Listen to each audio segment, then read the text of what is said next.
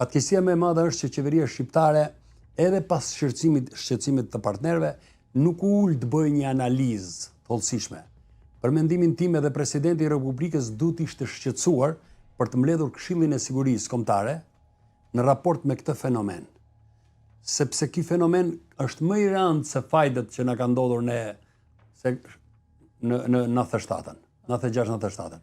Për faktin se atëherë si sasi parash ka qenë shumë më e vogël, po zente peshë specifike për shkak të ekonomisë dobët që kishin shqiptarët. Ndërsa sot nëpërmjet call centrave u janë vjedhur qytetarëve të Bashkimit Evropian një shifër shumë e madhe parash, që mendohet që t'i ka përcej 3 deri në 5 miliard euro.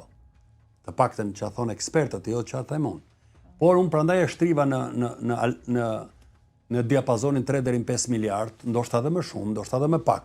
Ndërkohë që fajdet e Shqipërisë nuk i kanë paskaluar as 500-600 milion dollar. Pra në këtë kontekst dëmi është shumë i madh.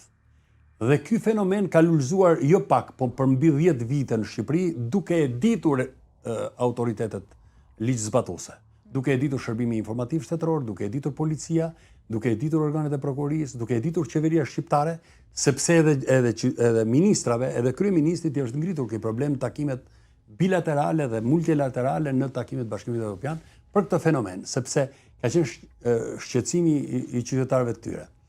Problemi që asnjëherë nuk u mund iniciativa për të goditur policia e shtetit këtë fenomen, për ta goditur prokuroria jonë këtë fenomen.